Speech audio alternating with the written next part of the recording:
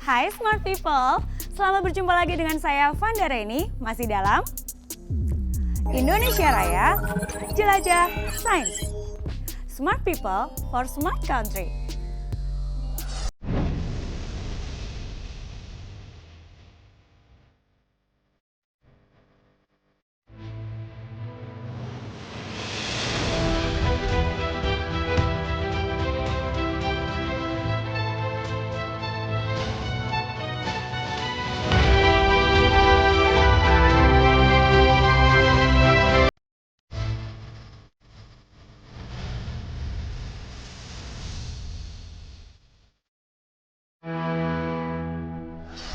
SAR sangat penting dan perlu dikuasai oleh anak bangsa.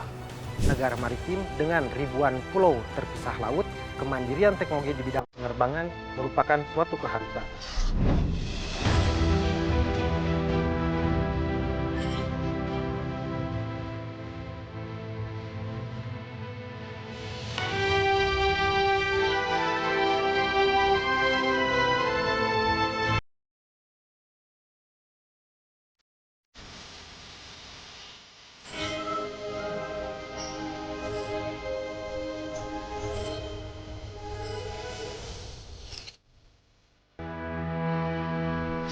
Pemirsa, kali ini saya akan mengajak Anda untuk jalan-jalan ke kawasan Sains Jacob Salatun, Rumpin, Kabupaten Bogor, Jawa Barat. Ada apa sih di sana? Sabar. Yang pasti akan sangat bermanfaat dan juga menambah wawasan kita tentang kedirgantaraan Nusantara. Karena di sana ada pusat riset teknologi penerbangan.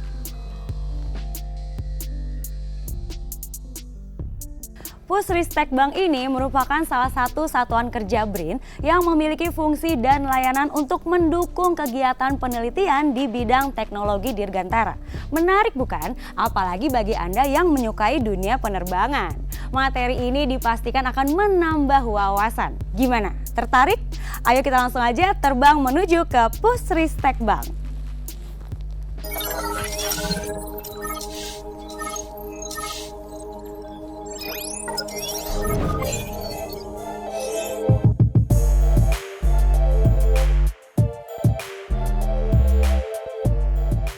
Industri yang berhubungan dengan teknologi aeronautika sudah melesat sangat cepat, khususnya dunia penerbangan dan roket. Tak hanya negara-negara maju yang saling berlomba, negara berkembang seperti Indonesia pun tak mau ketinggalan. 1976 adalah awal sejarah penerbangan tanah air dimulai. Lewat tangan dingin tokoh teknologi Indonesia, B.J. Habibie, berdirilah industri pesawat terbang Nurtanio kala itu. Negeri yang membutuhkan banyak pesawat sipil dan militer ini terus memacu dirinya untuk menjadi tuan rumah teknologi dirgantara di negerinya sendiri. Kawasan Sains Jacob Salatun Rumpin adalah implementasi untuk mewujudkan mandiri di bidang teknologi penerbangan tersebut. Kegiatan riset teknologi penerbangan di kawasan sains di Rumpin ini telah dilaksanakan sejak tahun 1976. Pada saat itu, kawasan sains ini bernama Pusat Teknologi Dirgantara. Teknologi Dirgantara merupakan salah satu dari 3 bidang penelitian yang dilaksanakan di Lapan. 2 bidang lainnya adalah bidang penginderaan jarak jauh dan bidang sains dan informasi antariksa.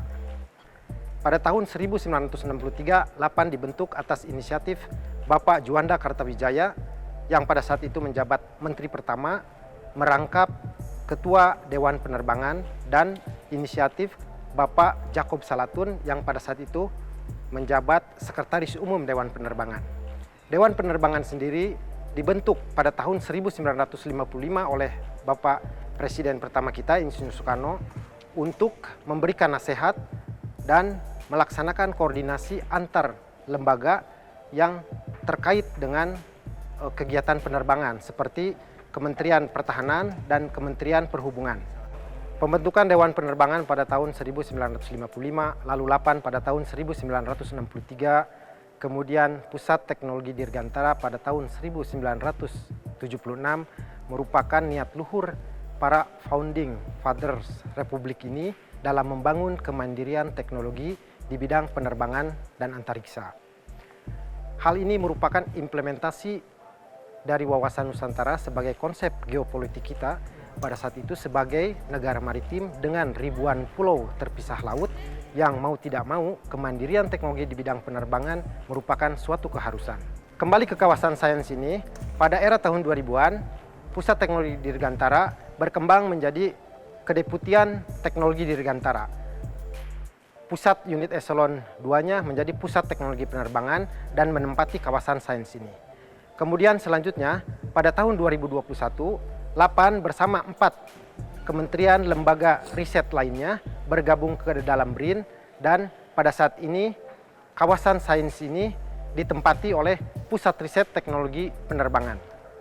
Kemudian sebagai penghormatan dan penghargaan kepada Bapak Jacob Salatun yang telah menginisiasi pembentukan LAPAN dan juga atas dedikasinya dalam pemajuan teknologi kedirgantaraan, BRIN memberi nama kawasan ini sebagai Kawasan Sains Jacob Salatun.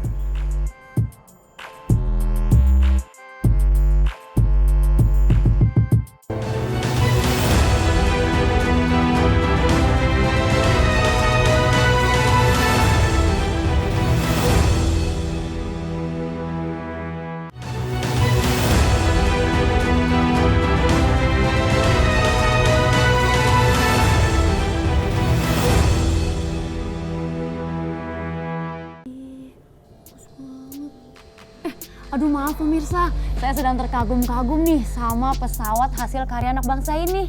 Pesawat buatan dalam negeri ini bukan kaleng-kaleng loh, tapi sudah menembus ke pasar dunia. Bahkan beberapa negara mempercayakan uji labnya ke negara kita loh. Itu artinya hasil karya anak bangsa ini sudah tidak diragukan lagi kualitasnya. Nah, fasilitas lab apa aja sih yang dimiliki oleh Pusristek Bank Rumpin itu? Dan seperti apa layanan serta fungsinya? Langsung aja kita simak yang berikut ini.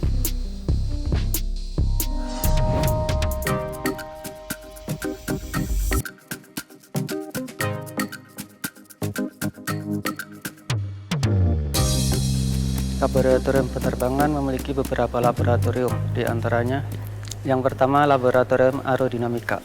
Laboratorium aerodinamika memiliki terowongan angin ataupun wind tunnel dengan 3 kecepatan yang berbeda. Yang pertama terowongan angin subsonik, yang kedua terowongan angin transsonik, yang ketiga terowongan angin supersonik. Terowongan angin ini digunakan untuk melakukan pengujian aerodinamika sehingga akan diketahui karakteristik aliran udara yang melalui sebuah benda ataupun model uji. Yang kedua adalah laboratorium DO160. DO160 adalah standar internasional yang digunakan dalam pengujian lingkungan dan prosedur peralatan airborne. Pengujian peralatan avionik perlu dilakukan untuk menentukan karakteristik kinerja dari peralatan avionik agar sesuai dengan kriteria dan standar untuk memastikan peralatan avionik dapat bekerja dengan baik pada saat airborne. Yang ketiga adalah laboratorium manufaktur. Laboratorium manufaktur ini dilengkapi dengan peralatan-peralatan untuk mendukung proses pembuatan model ataupun benda uji. Model ataupun benda uji yang diproses di laboratorium ini berasal dari material komposit. Yang keempat adalah laboratorium aerostruktur. Laboratorium aerostruktur digunakan untuk melakukan pengujian kekuatan dari sebuah struktur pesawat udara. Memiliki peralatan yang dapat digunakan untuk melakukan uji tabrak burung, uji material, uji roda pendaratan pesawat berawak maupun pesawat tanpa awak, dan melakukan pengujian statik sayap pesawat tanpa awak. Laboratorium aerostruktur ini juga bisa digunakan untuk melakukan pengujian struktur selain daripada pesawat udara itu sendiri. Yang keempat adalah laboratorium avionik. Laboratorium avionik ini digunakan untuk melakukan pengujian ataupun mendukung kegiatan penelitian yang terkait dengan avionik pesawat udara. Peralatan di dalam laboratorium avionik juga dapat digunakan untuk melakukan penelitian dalam mengembangkan perangkat lunak pada peralatan avionik. Dengan adanya laboratorium dan fasilitas yang ada di laboratorium penerbangan, diharapkan dapat menjadi pemicu untuk pertumbuhan industri dirgantara dalam negeri. Terowongan angin supersonik beroperasi di kecepatan 1 sampai 3,5 Mach 1 kali sampai 3,5 kali kecepatan suara.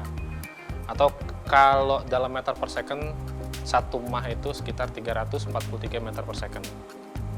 Kemudian terowongan ini dibuat dari tahun 90 sampai saat ini masih beroperasi.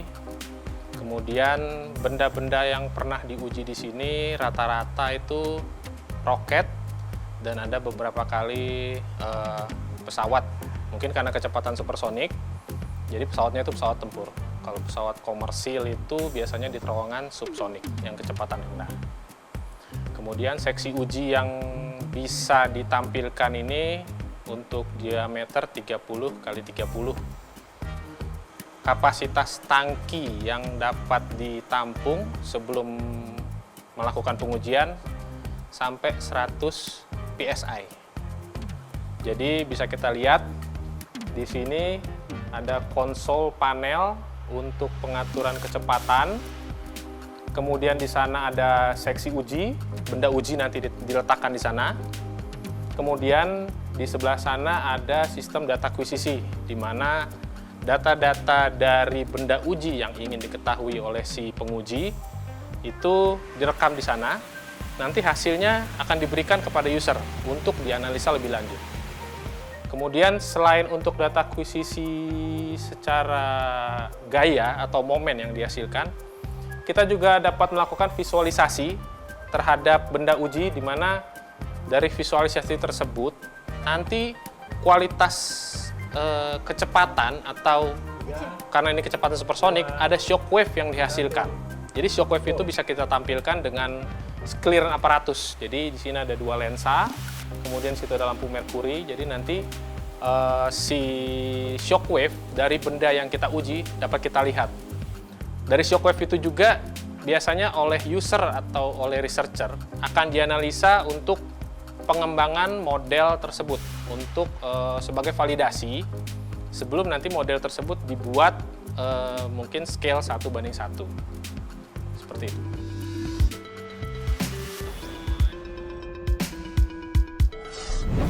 Kemajuan penerbangan tanah air tak membuat stakeholder berpuas diri, khususnya para expert yang ditugasi negara di bidang dirgantara ini terus melakukan inovasi sesuai dengan kebutuhan penerbangan saat ini. Pusristek Bank BRIN Rumpin sebagai jantung penggerak teknologi aeronautika terus meningkatkan kualitas SDM maupun modernisasi fasilitas ujinya. Kerja keras dan kolaborasi yang terakomodir dengan baik ini telah berhasil melakukan rancang bangun dan aplikasi pesawat udara nirawak Puna atau yang lebih populer dengan sebutan drone. Drone karya Pusristek Bank BRIN terdiri dari beberapa tipe dan ukuran, mulai dari drone ukuran kecil seperti LSU-01 dengan bentang sayap hanya 2 meter dan berat 3 kg, sampai drone terbesar yang bernama Wulung dengan bentang sayap 6,4 meter dan berat total mencapai 130 kg. Di antara keduanya tersebut terdapat tipe alap-alap Sriti LSU-02 dan LSU-03. Semua pesawat-pesawat ini mempunyai kemampuan jarak terbang dari beberapa puluh kilometer sampai 450 kilometer. Dengan kemampuan waktu terbang mencapai 5,5 jam. Bahkan, Pusristek Bank BRIN Rumpin dengan mitra terkait tengah mengembangkan drone generasi terbaru, AeroPro BX, yang memiliki kemampuan lepas landas dan pendaratan secara vertikal.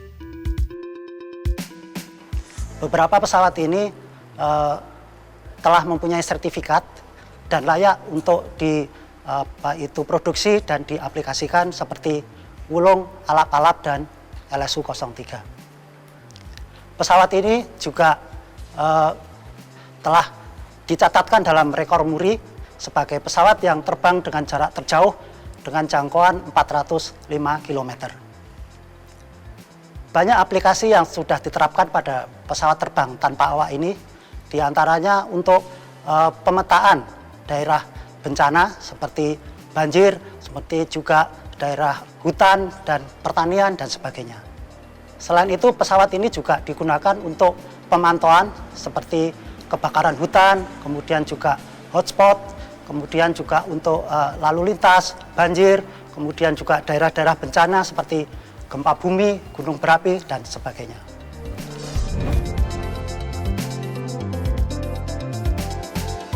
Penelitian tentang sistem kontrol, terutama kontrol pesawat. Terus ada penelitian tentang sistem komunikasi, dan juga ada penelitian tentang drone pertanian presisi. Kami mencoba membantu dari sisi teknologi, terutama dari drone. Suatu teknologi yang digunakan untuk membantu petani, baik mulai dari masa pratanam, pas tanam, untuk mengamati masa tumbuh tanaman, sampai dengan estimasi panen.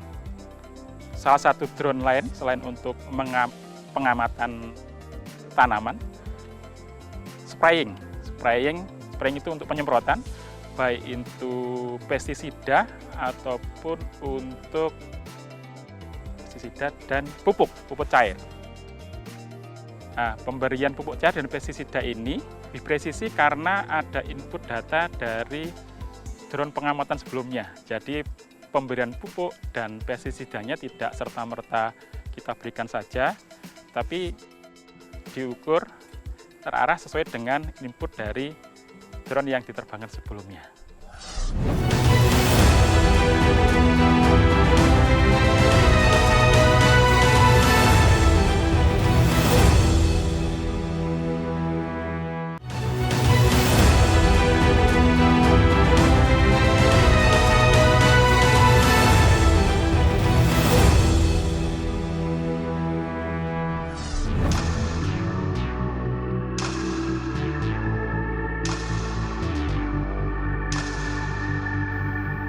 Kesuksesan Pusristek Bank BRIN tidak terlepas dari kecanggihan fasilitas laboratorium dan kualitas SDM tentunya. Kolaborasi teknologi dan manpower secara baik dan benar akan menghasilkan karya yang bagus dan bermanfaat untuk kehidupan secara umum. Misalnya saja, untuk membantu kemanusiaan dalam konteks bencana alam. Karena, sesuai fakta di lapangan, seringkali penanggulangan bencana alam tak bisa ditangani dengan manual saja. Produk teknologi untuk SAR, termasuk drone di dalamnya, seringkali digunakan untuk membantu proses pemetaan dalam penanganannya.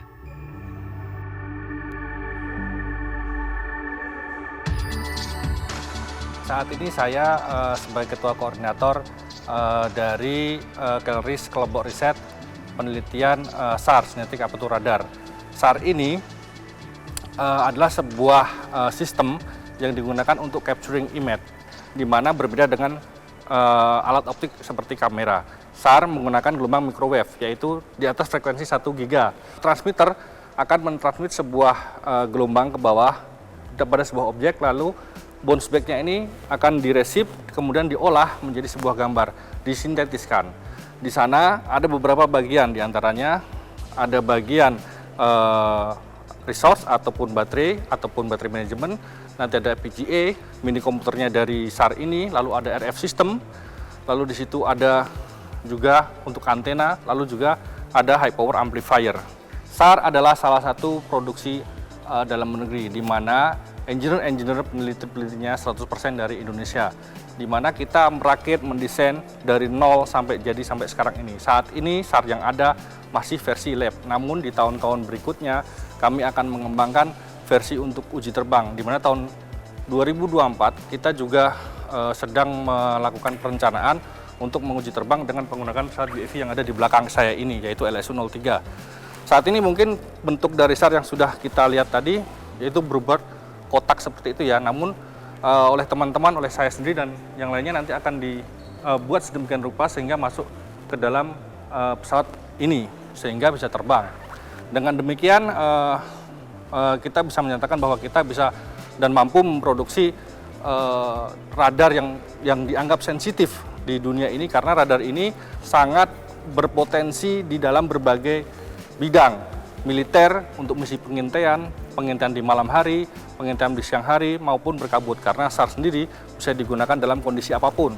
Selain itu, di bidang mitigasi bencana, SAR biasanya digunakan untuk sensoring atau capturing seperti land deformation, land subsidence, atau landsliding, ataupun deforestasi. Pun juga bisa dilakukan untuk pengintaian teroris-teroris yang bersembunyi di hutan-hutan karena pada frekuensi tertentu SAR bisa penetrasi dan mengambil gambar di bawah rimbunan pepohonan dan hutan. Maka dari itu, SAR sangat penting dan perlu dikuasai oleh anak bangsa. Pusristek Bank Kawasan Sains Jacob Salatun telah menggunakan Laboratorium Electromagnetic Compatibility atau EMC-DO160G, yaitu laboratorium pertama dan satu-satunya di Indonesia yang dapat melaksanakan pengujian Environmental Condition and Task Procedures for Airborne Equipment sesuai standar yang dikeluarkan oleh RTCA, Radio Technical Commission for Aeronautic.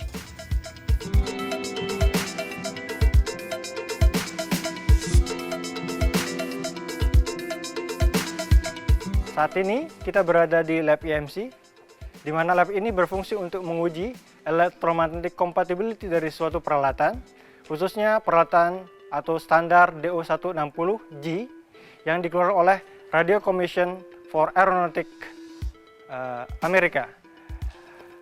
Saat ini kita dapat menguji EMS atau Electromagnetic Susceptibility dan EMI, di mana EMI atau Electromagnetic Interference. Alat yang kami miliki antara lain fasilitas seperti moving table, ada juga vertical antena mass dan horizontal vertical mass antena mass. Software yang digunakan adalah EMC32, di mana software itu akan memberikan grafik di mana interferensi atau emission dari suatu peralatan tersebut. Pengguna dari laboratorium EMC ini adalah semua yang bergerak di bidang industri penerbangan, khususnya bidang avionik, PT-PT yang bergerak di bidang pembuatan display. Selain komersialisasi, kami juga melaksanakan beberapa penelitian, khusus di bidang electromagnetic compatibility. Salah satu kegiatan penelitian yang kami lakukan antara lain di mana menguji high intensity field of radiation cable bundling of pesawat N219. Selain itu, kami juga melaksanakan menguji emisi dari pesawat unmanned aerial vehicle atau disingkat UAV.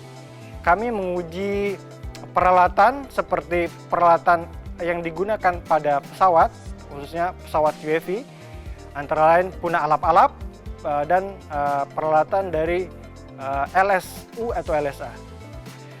Saat ini kami sedang melaksanakan pengujian untuk pesawat unmanned aerial vehicle, di mana kami menguji frekuensi atau emisi dari peralatan atau UAV tersebut, di mana frekuensi yang kami uji adalah di frekuensi 900 MHz.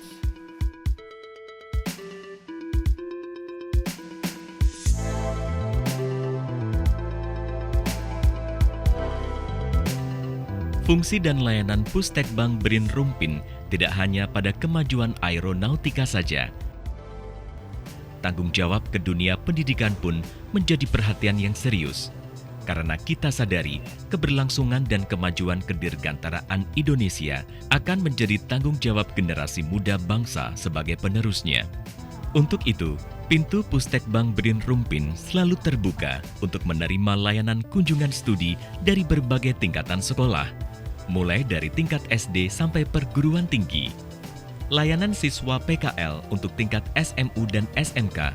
Lalu, layanan mahasiswa kerja praktek dari beberapa jurusan yang relevan dengan teknik penerbangan. Dan juga membuka layanan riset mahasiswa tugas akhir.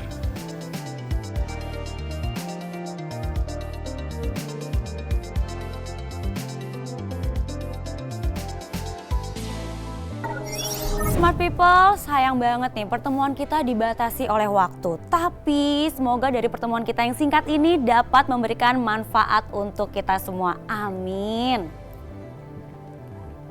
Dengan kerja keras dan dedikasi, serta dukungan fasilitas uji yang canggih, apresiasi yang setinggi-tingginya, dan ucapan terima kasih kepada kerabat kerja dari Pusristek Bank BRIN, semoga Dirgantara kita semakin mengangkasa, semakin berjaya. Sampai ketemu dalam tayangan selanjutnya. Tetap dalam Indonesia Raya, jelajah sains. Smart People for Smart Country. Saya Vanda Reni. Sampai jumpa.